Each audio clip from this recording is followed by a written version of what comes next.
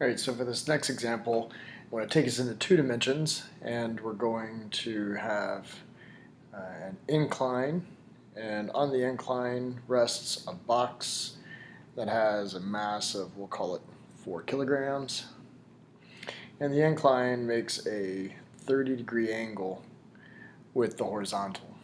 And so for now, we're going to make this frictionless surface between the incline and the box that's resting on it. Of course, very soon we're going to add friction, but for this introductory problem, we're going to have it frictionless. And so here's the scenario. The question is, at what rate will the box accelerate down the incline?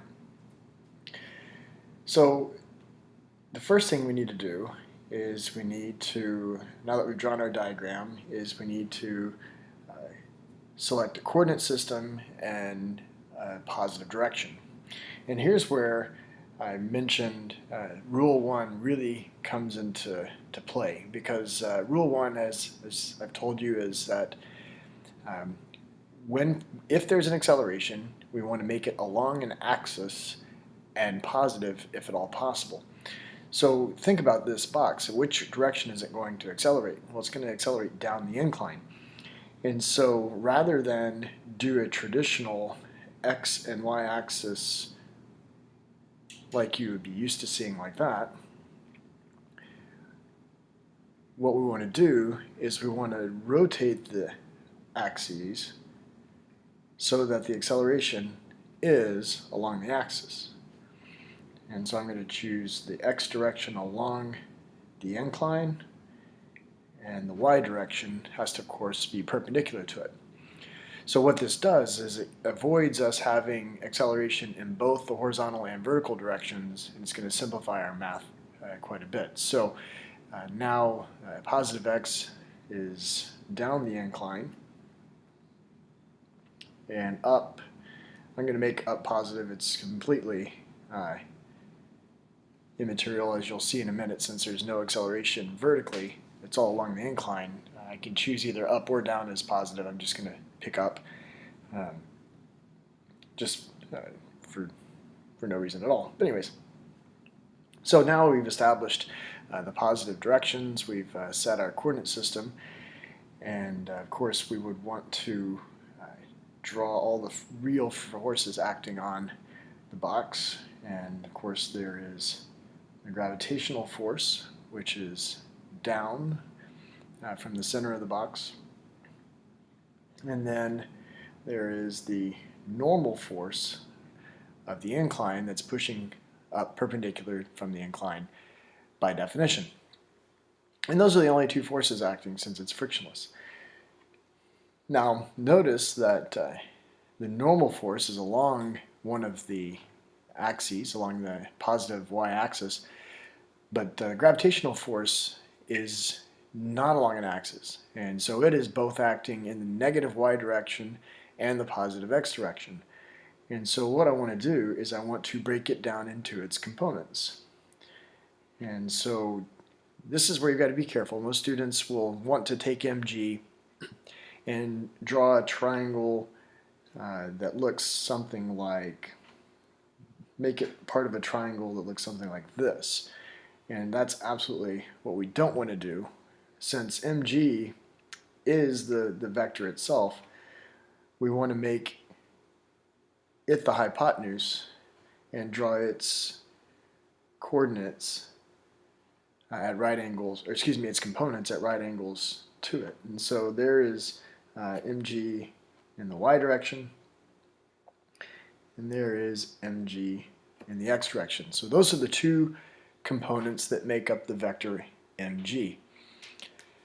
Now I've broken them down, and so I can treat them in my two different directions. So now I'm going to write my FNet statement, but of course I have two different directions, and so I need separate FNet statements for those. And so I'm going to write first an FNet statement in the x direction. And if you look at this, obviously you can see that the only force acting in the x direction is the horizontal component of the gravitational force, and so mgx.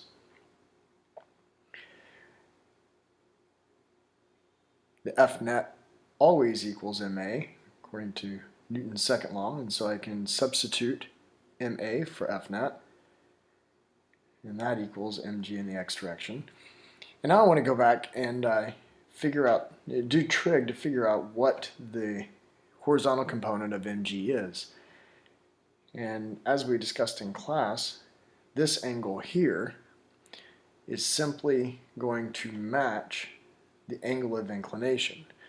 I can show a proof of that real quickly. If I consider this triangle, if this angle's 30, this is a right angle, so what is this angle? That's got to be 60.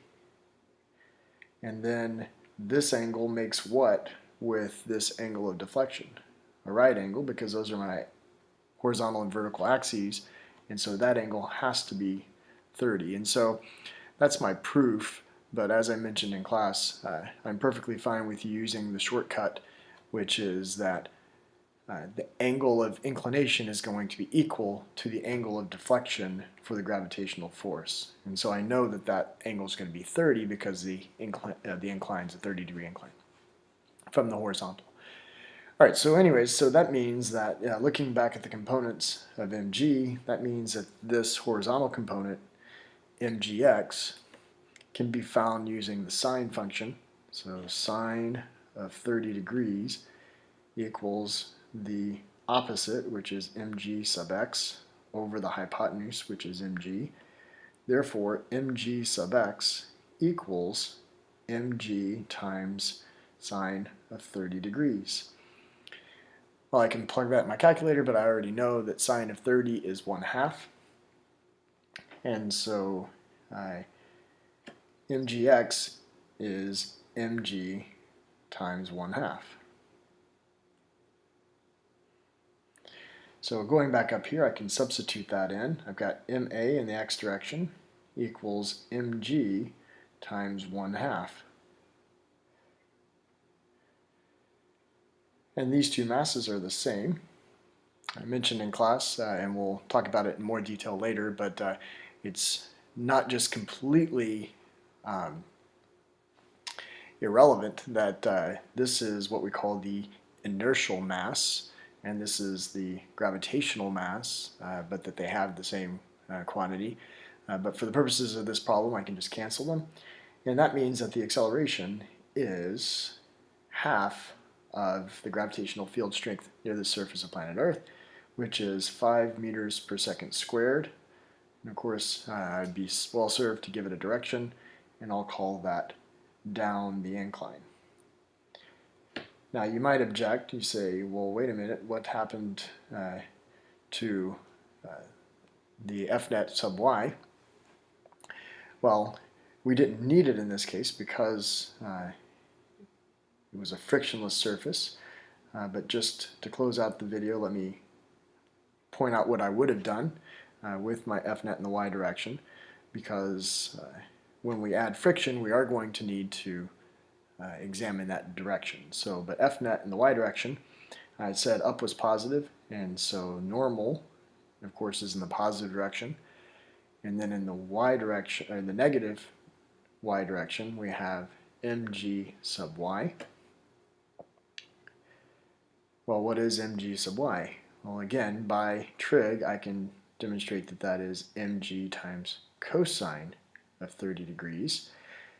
And F net always equals ma. Well, what is the acceleration in the y direction? Well, the block is only going to move horizontally, so the vertical position is not going to change. So it's not even going to be moving vertically, much less accelerating vertically. And so the acceleration in the vertical direction is 0.